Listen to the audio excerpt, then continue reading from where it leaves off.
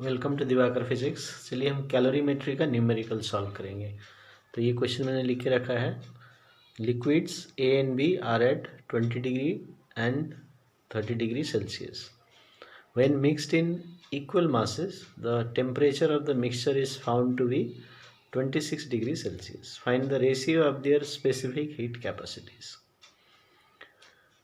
अभी यहाँ पर दो लिक्विड को मिक्स करना है।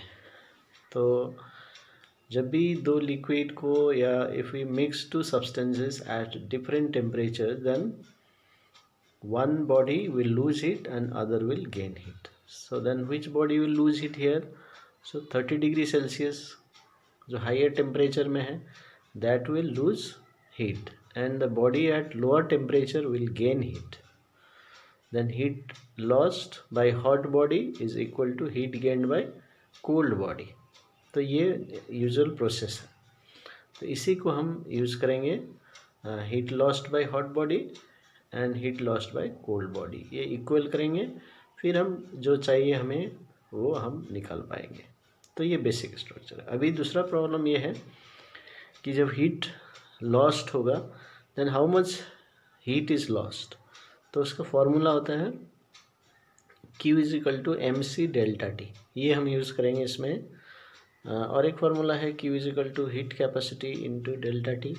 ये भी यूज़ कर सकते हैं, लेकिन यहाँ पर देखिए स्पेसिफिक हीट कैपेसिटी का रेशियो निकालना है। मास दिया है, इक्वल मास दिया है, तो मोस्ट प्रोबेबली ये फार्मूला हम यूज़ करेंगे। कभी कभी क्वेश्चन में पावर दिया रहता है तो Q is equal to PT, power into time, ये भी यूज़ कर सकते हैं, लेकिन इस केस में ये हम यूज़ करेंगे। ठीक है, तो अभी हम डिसाइड कर लेंगे कि which body will lose heat. So heat lost by B. ठीक है, तो अभी हीट लॉस्ट, आप चाहे तो हीट गेंड भी निकाल सकते हैं, कोई प्रॉब्लम नहीं है। तो मैंने heat lost by B, why I have selected B because it is at higher temperature. तो फॉर्मूला है, मान लीजिए Q1 is equal to MC delta T। तो मास कितना है नहीं दिया है, इक्वल दिया है, लेकिन हम इसको M ही लेके करेंगे। C हमको चाहिए।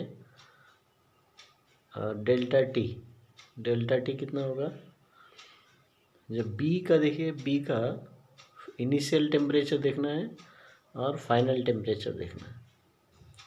जब भी डेल्टा T लिखेंगे तो याद रखना उस बॉडी के लिए what is the initial temperature and what is the final temperature, दोनों को माइनस कर दीजिए। सो 30 माइनस 26, ये बहुत ही इम्पोर्टेंट है। तो कभी स्टूडेंट्स कंफ्यूज हो जाते हैं, 20 भी दिया है 30 दिया है, तो ये दोनों माइनस कर देते हैं। कभी नहीं, जिस बॉडी के बारे में हम निकाल रहे हैं हीट लॉस्ट हीट गेन, उसका इनिशियल एंड फाइनल टेम्परेचर को सब्ट्रैक्ट करना है। ये है बेसिक रूल। तो ये मैंने पाया MC इंटू 4, तो 4 MC हो गया। ओके, अभी हीट गेन्ड हम निकालेंगे।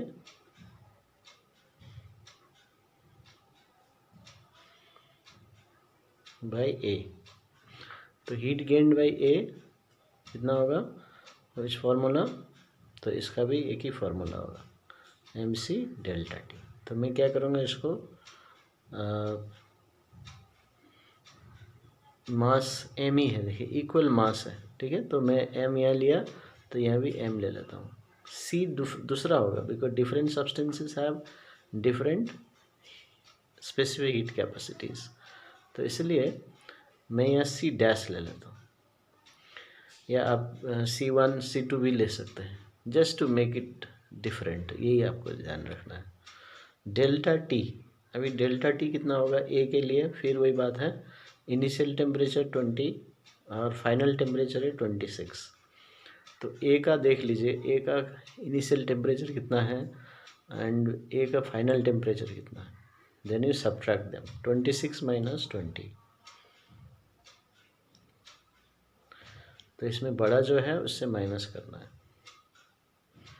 तो इसमें कितना आ रहा है 6 MC डैश, ये आ गया। 6 mc डैश। अभी हम क्या करेंगे, by the principle of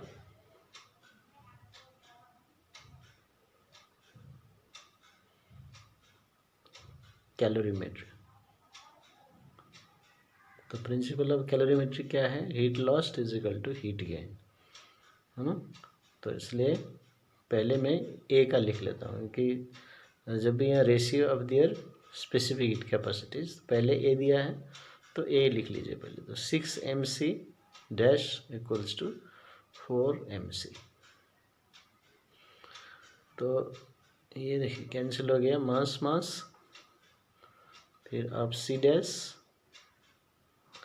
by सी ये निकालना आपको। तो सी इधर आ गया, 6 इधर लेके जाइए। सो 4 अपने जगह में रहेगा, जो 6 जाएगा इधर से डिवाइड होगा।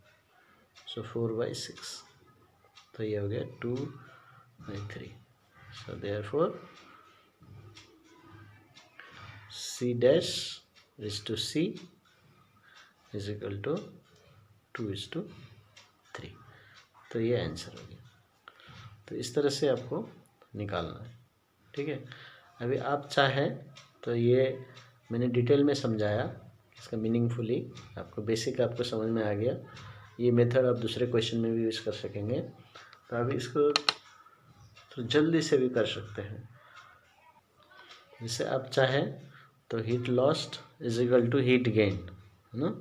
तो आप चाहे तो इसे कर सकते हैं, heat lost by hot body is equal to heat gain by cold body.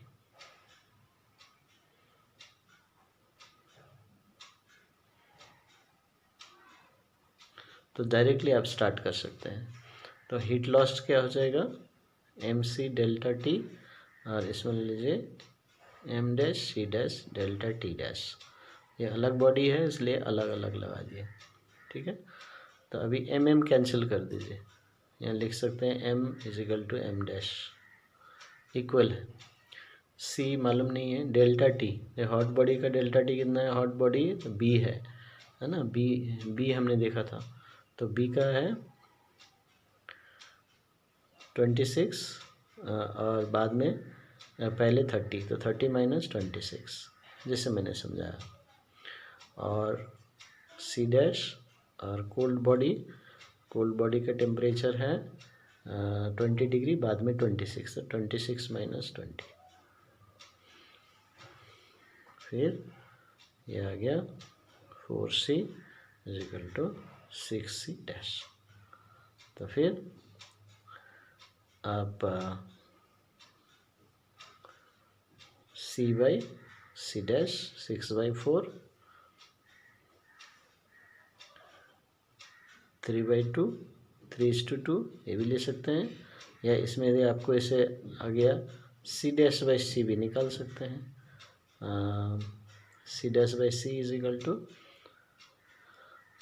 यहाँ से क्या हो जाएगा c डैश, तो 6 नीचे चला जाएगा, 4/6 हो जाएगा, ठीक है। अब यहाँ पर ये कभी क्या होता है c dash by C is equal to 2/3 आ गया, 2/3।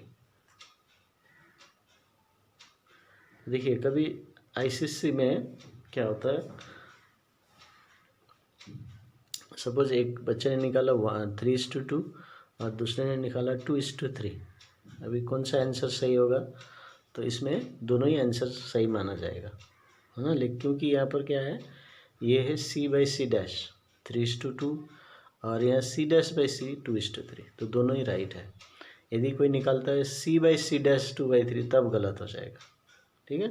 तो अब इसको दोनों ही राइट है, तो अभी हमें कौन सा लिखना चाहिए, तो हमेशा याद रखिए, ठीक है, हमेशा याद रखिए जो जैसे क्वेश्चन में दिया रहता है, क्वेश्चन में जब जो चीज़ दिया रहता है ये A and B and there specific heat capacities, तो इसका मतलब आपको A का पहले लिखना चाहिए, ठीक है, A/B निकालना चाहिए, तो ये ठीक रहेगा। लेकिन आप B/A भी निकाल लेते हैं तो आपको कोई दिक्कत नहीं है, आंसर सही माना जाएगा। लेकिन आप इस बात को याद रखिए, A/B निकालने से आपको ज़्यादा अच्छा रहेगा।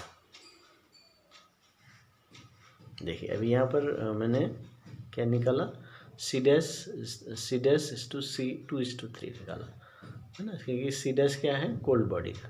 अभी यहाँ पर भी वही आ रहा है, तो आप जब लास्ट में आंसर लिखेंगे, यदि आपका C/C' भी आ जाता है कोई बात नहीं है,